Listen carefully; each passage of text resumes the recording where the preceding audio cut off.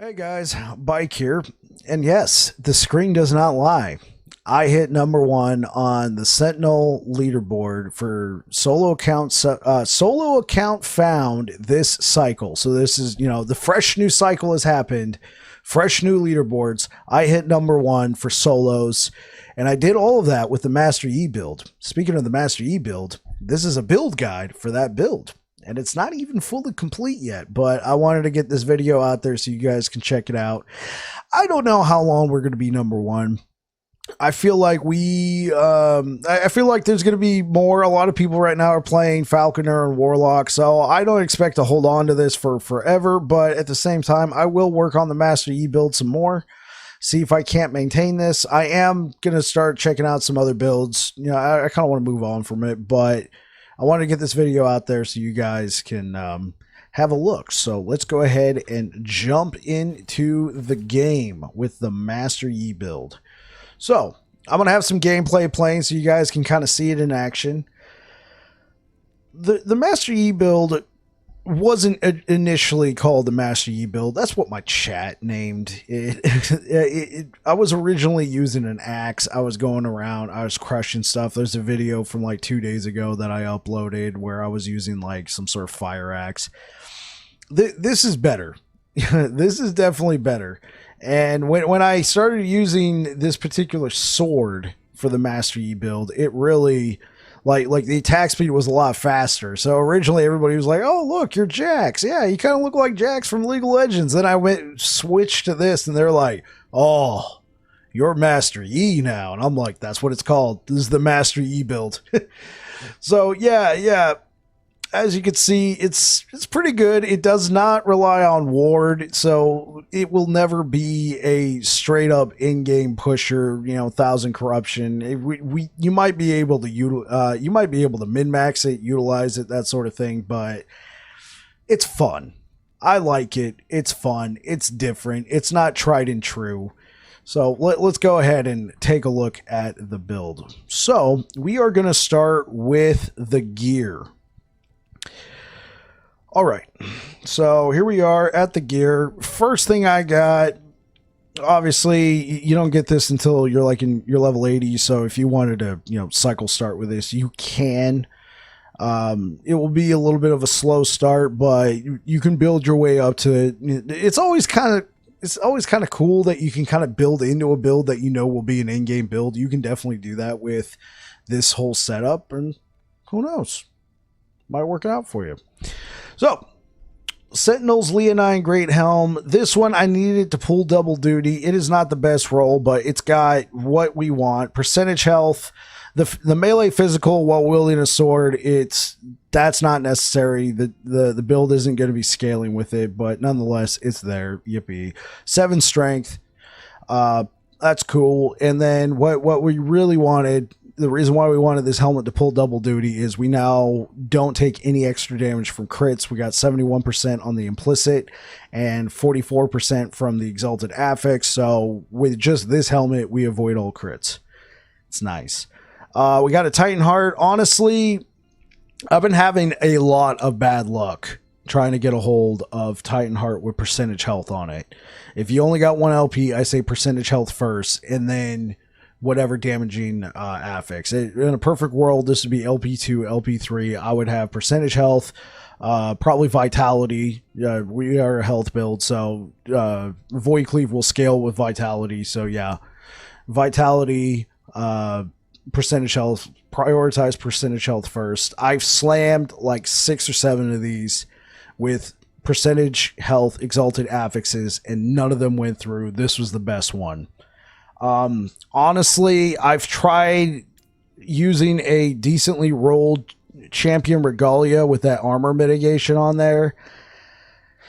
It's comparable because right now, as it stands, I know my face is kind of blocking some of this. We only have 4,841 armor with a total of 63% damage reduction. If we throw on Champion's Regalia, that shoots up to 73%.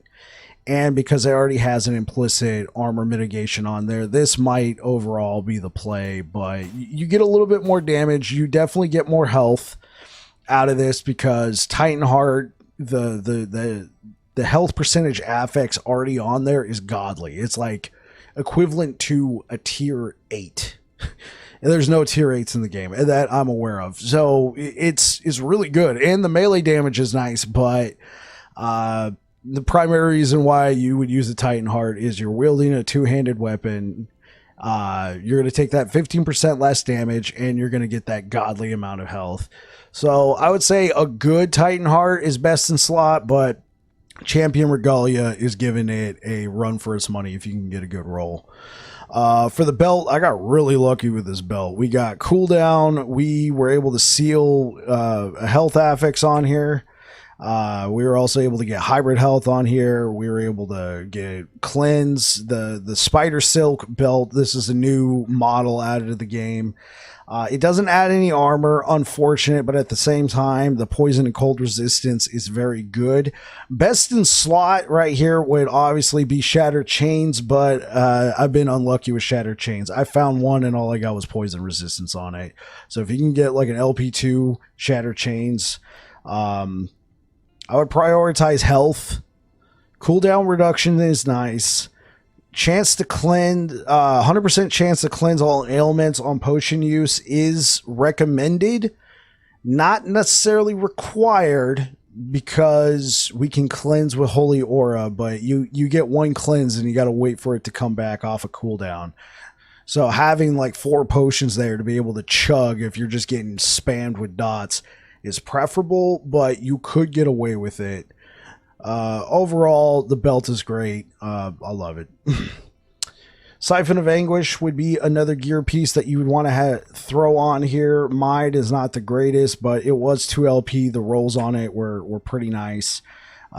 Crit chance for right now is preferred, but health, health is a big keyword here. Health would be probably the best. Crit chance, I needed the crit chance. I'll show you guys why in a little bit. Code of the Erased Sentinel. I got lucky with this one. It rolled with a T7. I would say this is probably, Code of the Erased Sentinel is probably best in slot. Preferably, you would want one with health and Void Cleave +3 or 4. You could probably even do away with Code of the Erased Sentinel, because getting a Code of the Erased Sentinel, in fact, this is the only Code of the Erased Sentinel that is dropped for me all cycle. It's wild. This is the only one, and then I got a T7 increased critical strike chance. That is nice. Chance to apply frailty is pretty good on here, but you can also get that on your amulet if you need to. So for your relic slot, I would be looking for health and +3 or 4 to Void Cleave, but this is fine. It works out because Code of the Erased Sentinel gives a +1 to the skills anyway. It's just when you have that +3 or +4, it gives you a +3 or +4, but then it also gives you a massive melee damage increase. It's nice. For the boots, you got options on your boots. I was using these for a while. This was really good at lower corruption because it allowed me to clear really fast. Basically, you use the traversal skill and you gain 2.4 seconds of haste. We got Void Cleave right now spec'd to be a traversal skill. So with these boots on, it's a 2.5 second cooldown. With haste, I get 2.4 seconds of haste after using Void Cleave. So you have haste nearly up all the time. But as I progress further, having extra movement speed, I needed something that would help me out. I opted for more cooldown, brings it down to a 2.2 second cooldown. The frenzy is very nice. You use Void Cleave to close the gap, do some damage. You can spam your basic attack, do a bunch of good stuff.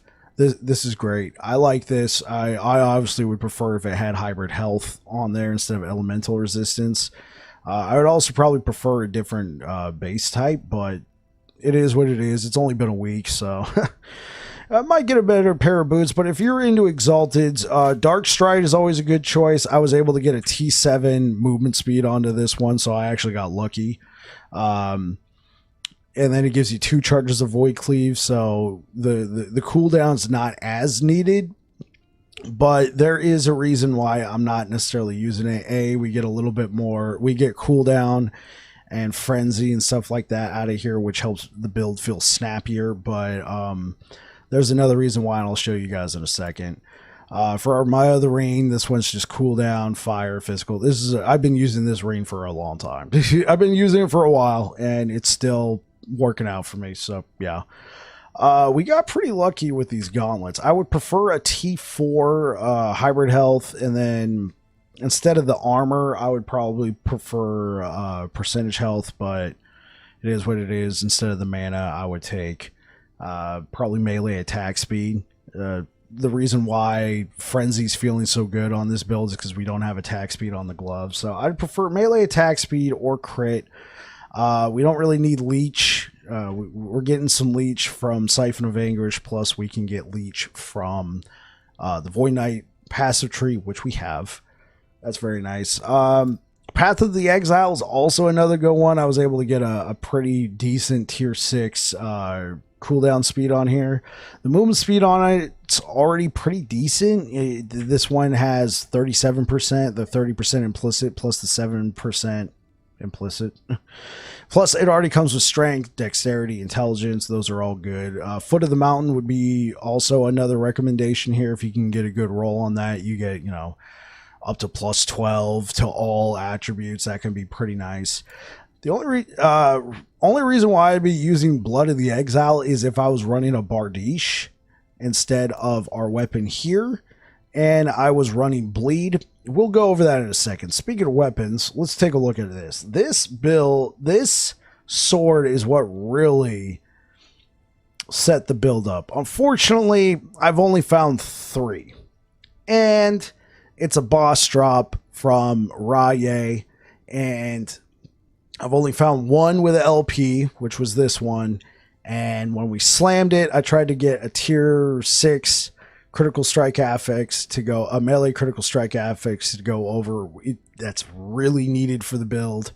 And I got melee physical, which doesn't help the build at all. But this is going to also transition us into the skills, because this kind of goes hand in hand. So Eternal Eclipse, it's kind of a niche sword. It's not really, as far as I can tell, not really used a whole lot, but let's read what it does. So it gives us 40 fire resistance, 40 void resistance. So yeah, we got fire and void resistance out the wazoo. That's great. It has a nice defensive option. It increases our fire damage by 217%. Nice. Increases our void damage by 203%. Excellent. Those are rolls. They go up to 240. I'm not going to be picky. Just give me an Eternal Eclipse with 1 or 2 LP and let me slam melee critical strike chance onto this BZ, and I'll be off to the races for sure. No complaints. No complaints. I just want melee critical strike chance on here. I'll take crit multiplier. I'll take whatever else on here. Just give me melee critical strike chance. So the reason why I'm still using this sword and not something like the Bardiche. The Bardiche is nice. It's got some okay stuff on there. This is not a perfect roll, but the flat melee fire damage on there. The attack speed is kind of a bummer. The chance to bleed, it's good if you want to take the bleed portion of Void Cleave, but I've already kind of done a build like that. And at that point, it's not really the Master Yi build. I feel like it's the Master Yi build when we have the Eternal Eclipse. So here is its main shtick. Every 2 seconds, your next fire melee attack does 200. In this case, it's a range. I believe it goes up to 240. Does 240 melee void damage. It's flat. That's flat, right? That's a lot of melee void damage, but wait, we're activating that on a melee fire attack. That's not going to scale your fire. You're just going to be adding on, a nice little chunk of melee void onto it. Okay. Extra damage is nice, but it's not really scaling the attack, right? Well, let's read the next one. Every 2 seconds, your next melee void attack, your void melee attack has plus 237 melee fire damage. And then you have the timer on and ignite chance, you know, the void and the fire dots. That's cool. But again, that's going to activate on your next void attack. So it's kind of like, that kind of seems kind of weird. And it is. And I don't really think I see a lot of people using this sword. Or at least not that I'm aware of. I'm sure somebody's probably thought of this before, but I haven't seen it. So I'm releasing the video because this is what I've discovered in Cycle 1. I know that the Eternal Clips is not new. I found it on my Legacy characters. This is what makes the build work. We're transitioning into the skills now. Rift Flame. What this does is it splits your damage in half. You do half void, half fire. The wheels might be turning for you guys right now. So, yes, with this sword, it's going to be 50% value. So on our next fire attack, we get 50% of that melee void damage since we scale with it. So we get half of 220. On our next void attack, we get half of 237. That's true. But here's the thing. It procs. It procs both of them at the same time. So, yes, you're only getting half of each, but that's better than trying to spec into one and then just having a massive amount of flat damage of a type you're not scaling with just get tacked on. I find it better to get 50-50 of each because it scales the attack as a whole. Yeah. So the damage with this thing is insane with this, to the point that it is pretty decent even when it doesn't crit, but the Void Cleave likes to crit. It likes to apply critical vulnerability to try and increase your critical strike chance. I don't need to have 100% critical strike chance with this build, but I need more than what I have right now. When we activate all of this stuff, when we use Void Cleave and we take Precognition, Rift Maker, and Champion of the Void, I think the last time I did the math, with everything that we have right now, we have around a 30% chance to crit. If we hit an enemy a few times and we apply the critical vulnerability, this only lasts 10 seconds, so we only get to hit them 2, maybe 3 times with Void Cleave before those stacks begin to fall off. It'll go up, but I would much rather prefer to have melee critical strike chance on there. So let's go ahead and take a look at what I've taken on Void Cleave. So if you guys have seen my Void Cleave Erasing Strike build for the Void Knight, you'll know I have kind of a similar setup here. I've taken 3 points in cooldown recovery. I took 1 point in Rift Maker because there's no point putting extra points in here. It does not scale. It's just going to be 50-50. Put 4 points in Abyssal Walker. Took 1 point in Gravity's Edge to turn it into a traversal skill that allows us to kind of zoom forward towards the enemy, like Master Yi a little bit. Into the Depths, this is just, it makes it bigger and it does more damage, and that's more. Both of these are multiplicative modifiers with the damage. This is an 80% when you have both of these combined together as multiplicative modifiers. Take 1 point in Precognition. It gives us a base critical strike chance. On top of that, it can't be dodged. If you've seen my live streams, I hate dodge. It's a nasty mechanic. And with this build, it can't be dodged. 3 points in Rift Maker just to give us that critical strike chance. Now, you could probably take a few points out. Obviously, the more points you have, the more stacks of critical vulnerability you can put onto the enemy. But if your crit's already there, you just need 1 point, and if that's the case, you can put more points here. If you're rocking some sort of weapon that can cause bleed, or like Valdir's Chalice or something, you can put some points here in Vulpal Force. I take all 4 points into Champion of the Void because I like to have that critical multiplier. 200% is fat, and then the mana gain on crit. Chef's kiss. Like it. I like it. That's why Void Cleave likes the crit. It helps us get our mana back. So yeah, that is Void Cleave. This is the creme de la creme. This is our main damaging ability. Nothing else really does damage. Holy Aura, kind of a standard setup. 5 points in Shelter from the Storm. 2 points for the health regen. I don't care about that. We're here for purification because we get to cleanse ailments when we use Holy Aura. That's why I was saying earlier, on your belt, you don't necessarily have to worry about getting that on there, but it's nice to not have to rely solely on Holy Aura. Even with all my cooldown, it's still a 6.1 second cooldown. Sometimes you're just getting spammed with dots and you got to try and get rid of them as fast as possible. And sometimes you're just chugging potions. So that's where this really helps out.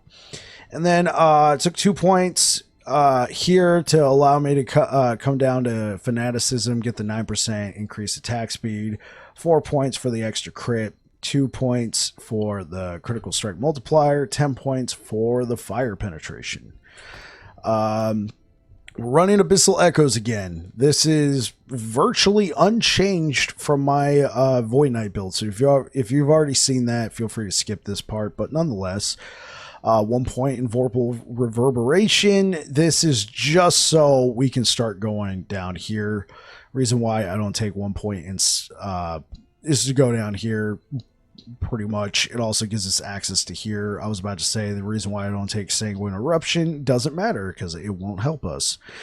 So 1 point in Vorpal Reverberation allows us to take a point in Turbulence to give us myopathy. I want to say myopathy, but myopy. Yeah. This allows cast of Abyssal Echoes to blind enemies that are blinded from the Embrace the Darkness node. When you directly cast Abyssal Echoes, now obviously in my Void Knight build there were some questions like, does the direct cast from Void Cleave apply Abyssal Echoes? And the answer is yes, it does. It was weird, but in this case, it doesn't matter. We are directly casting Abyssal Echoes. So 4 points here gives you a 20% attack speed buff. It feels nice. It feels snappier, as well as we do 20% damage, I believe, increase. It doesn't say more, so I'm going to say it's a damage increase against blinded enemies, and that's why we needed to take this so it blinds enemies. 3 points in Crippling Waves. You don't need to take all 3 points, but this is nice because if you guys don't know, slow has a cap. It caps at 3 stacks. This, when we cast Abyssal Echoes, it immediately applies 3 stacks on the enemy, which slows them by a lot. And then 4 points in Void Supremacy. This is what really helps juice the damage because this is an 80% more increase. 80% more increase against slowed enemies. Guess what? They're slowed from that. Boom. It's a lot of damage. I can definitely tell when I'm hitting an enemy right after using Abyssal Echoes because the damage goes through the roof. It's insane. I took Deep Expanse. I put 4 points into here. I wanted to have a larger area of effect. I put 3 points in Corrupting Harness just to allow it to chain to more enemies. And it's pretty useful when you have this node. Gravity's Edge allows you to just kind of zoom right in through that huge mob of enemies. So Multi-Strike will get you more damage. Vengeance will keep you alive. So I'm not even going to showcase the Multi-Strike portion of this build. I'm just going to show you Vengeance. Main reason why we take Vengeance: 5 points in Bolster, 25% less damage taken, 50% increased armor. It's nice. Lasts only 2 seconds, but still, if you're constantly keeping up with hitting the enemies with Vengeance, this really keeps you alive. Really keeps you alive. 2 points into Essence of Revenge. This gives so if you guys didn't know, Vengeance kind of has a shtick. It has Reposite. So you can Reposite a couple of hits during that 2 seconds. You take reduced damage.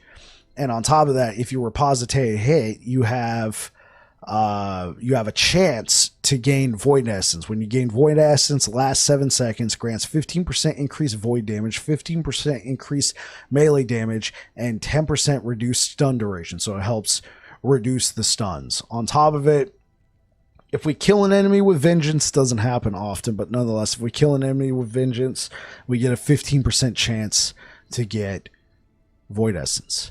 All right, so come up here, we take double Reposite, gives us an additional Reposite. So now we're up to 2 Reposites, right? Take 5 points in Rapid Strikes, attack speed, makes the build feel snappier. I like it. 5 points in Dark Duelist. This got changed. This used to be at a 100% increased damage, global damage bonus. That's nice, but this is better. 20% more global damage may sound like a nerf. This is actually a buff because this is actually multiplicative with other modifiers. The damage is actually, it's there. There's more damage now than there was before. So we still get some damage with Vengeance as opposed to Multi-Strike. Multi-Strike is still more damage. It's still king, but since Vengeance keeps us alive, this is a nice consolation prize. And then I take 1 point in Zealot's Technique, gives us an additional Reposite, just because we get damage reduction with the Reposites. Might as well try and get as much damage reduction as possible. Super standard Volatile Reversal. 1 point here, 1 point there, 2 points. I've shown this off so many times. Just your standard Volatile Reversal. So yeah, that is the skills. So let's go ahead and take a look at the idols. I probably should have done this earlier. So one problem we have is we don't really have a chance to shred armor. That's where this comes into play. So 33% chance to shred armor on melee hit, 48% chance to shred armor on melee hit. Fire penetration, honestly, I might drop some of these as we progress. The 22% increased damage for Vengeance, it's whatever. I took it for the fire penetration. So having extra fire penetration is nice, but at some point we got to focus on staying alive. Right now we still are. That gameplay you guys saw earlier was 347 corruption. So yeah, we're still staying alive, but enemies are hitting pretty hard. And then I've actually had a lot of luck getting these Vigorous Stout idols. I don't think I ever found a single Vigorous Stout idol. In fact, in Legacy with these kind of rolls. In fact, I actually got this one when I did the first quest, where you go, you do the quest with Elder Gaspar and they drop some idols. That dropped. It was insane. I immediately just had a nice fat stack of health at the beginning of the game. Nobody's going to be that lucky. But yeah, if you can find yourself some of these, go for it. And then we took a little cold resistance just to stay alive. We probably don't need that one because we went back to this belt. But nonetheless, we got a ton of resistances. Our biggest weakness is the armor. Like I said, I'm playing around with Champion Regalia. Let's go ahead and take a look at our blessings. My blessings are not perfect. So we are using Shred Fire Resistance and Shred Void Resistance. It's a nice little twofer. If you wanted to go straight and use Hellish Chasm and just make this just a straight fire build with a different weapon, you could still keep the Void Resistance Shred. The reason why, it says here in the text, Void Resistance Shred chance from all sources is converted to Fire Resistance Shred. And effects related to Void Resistance Shred now depend on Fire Resistance Shred instead. So, if we go back to the blessings, I have Fire Resistance Shred. This was like I went and did this timeline on Empowered. I got this and I haven't been back since. I've killed Raye a bunch of times trying to get that sword, so I got a 46%. Void resistance shred. These are nice. They work in tandem, especially because our damage is mixed. I opted for body armor drop rate. We should probably get a better blessing nonetheless. It's just something. Increased two-handed sword drop rate. I should go back, get a better blessing nonetheless. Something to work with. Mana. This is the Lagan timeline. Best in slot here would probably either be lightning resistance if you need to bulk up your lightning resistance in some ways, and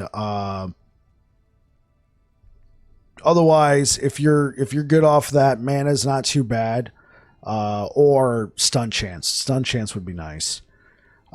This one, skill shard drop rate. This drops from Gaspar. I hate Gaspar. I beat him once in normals. I haven't been back since.